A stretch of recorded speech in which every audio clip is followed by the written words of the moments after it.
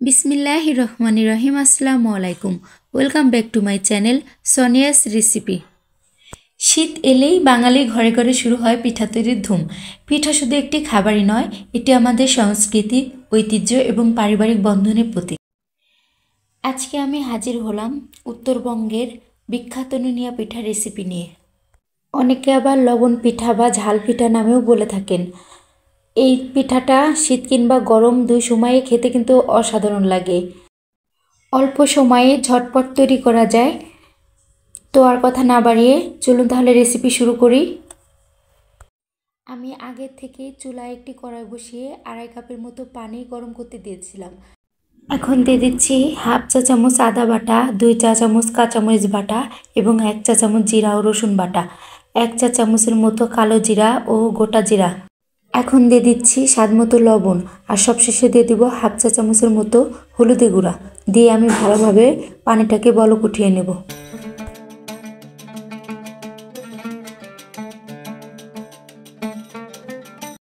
পানিটা ভালোভাবে ফুটে গেছে। এখন আমি এখানে 2 কাপ শুকনা চালের গুঁড়া অ্যাড করব।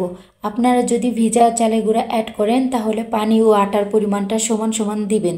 চালের গুঁড়াটা দিয়ে শেষে আমি কিন্তু ঢাকনা দিয়ে ঢেকে রেখেছিলাম 1 মিনিটের জন্য। এতে করে আটাটা ভালোভাবে সিদ্ধ হবে এবং খমিরটা করতে সুবিধা হবে। আমার খমিরটা কিন্তু হয়ে গেছে। এখন আমি হাতের সাহায্যে দেখব এগুলো ভালোভাবে সিদ্ধ হয়েছে নাকি প্রপার ওয়েতে। দেখুন সিদ্ধ হয়েছে। এখন আমি এটা একটু বলে নামিয়ে নিব।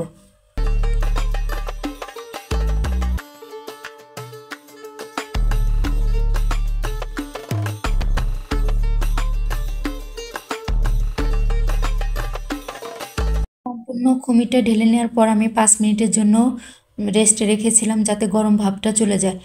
তারপর আমি এগুলাকে মথে নিচ্ছি। দেখুন আমি এখানে গরম আছে, হাত দেওয়া যাচ্ছে না, তার হালকা কুসুম গরম অবস্থায় আমি এগুলাকে ভালোভাবে মথে নিচ্ছি।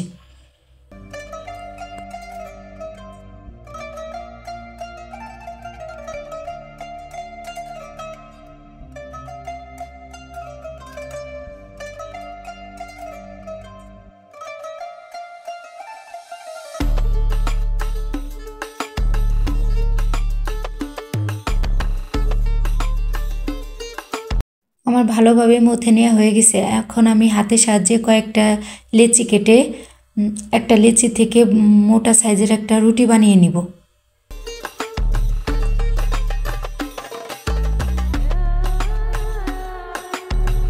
দেখুন আমি রুটিটা বানিয়ে নিয়েছি। এখন একটা গ্লাসের সাহায্যে আমি ছোট ছোট করে কেটে নেব। আমি স্টিলের গ্লাস নিয়েছি, আপনারা চাইলে ডিজাইনার অনেকেই নিতে পারেন। এখন আমি সবগুলো এইভাবে একটা করে রুটি বেলে সবগুলো থেকে আমি এভাবে ছোট ছোট করে পিঠাগুলা তৈরি করে নেব।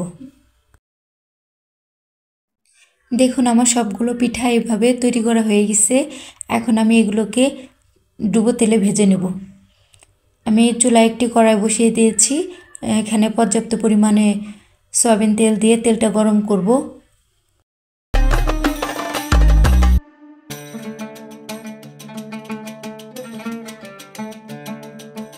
তেলটা যখন গরম হয়ে যাবে তখন আমি এভাবে একটা একটা করে পিঠা ছেড়ে দেব তেলের মধ্যে। দেখুন পিঠাগুলা দেওয়ার একটু পরেই সুন্দরভাবে পিঠাগুলো ফুলে উঠতেছে।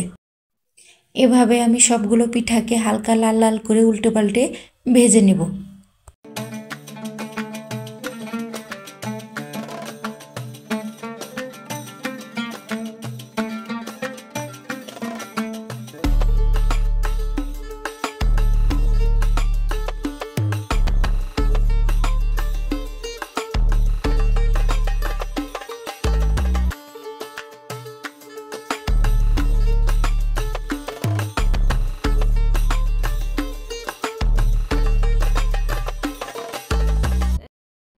যারা আমার এই ভিডিওটি এতক্ষণ দেখেছেন তাদেরকে অসংখ্য ধন্যবাদ।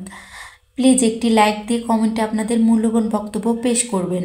আর যারা আমার চ্যানেলে নতুন তাদেরকে রিকোয়েস্ট করব, আমার এই ভিডিওটি যদি আপনাদের কাছে একটুও ভালো লেগে থাকে তাহলে অবশ্যই আমার চ্যানেলটি সাবস্ক্রাইব করে পাশে থাকার বেল আইকনে প্রেস করে রাখবেন, যাতে পরবর্তী ভিডিও আপলোডের সাথে সাথে নোটিফিকেশন আপনাদের কাছে পৌঁছায়।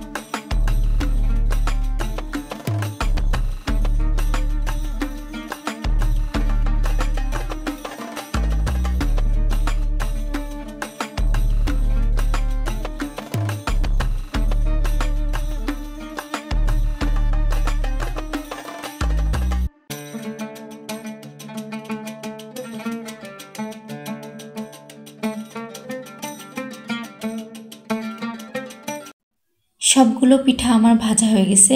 এখন পরিবেশন করে দেখাচ্ছি আপনাদেরকে। দেখুন দেখতে কতটা সুন্দর লাগছে। দেখতে যেমন সুন্দর, খেতেও কিন্তু অসাধারণ লাগে।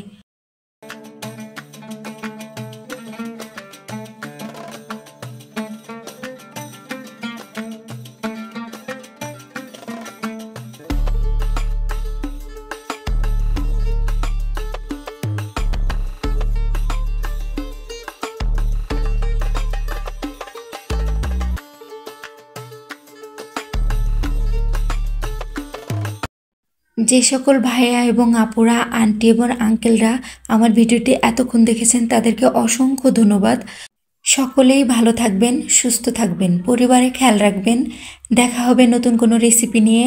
আল্লাহ হাফেজ।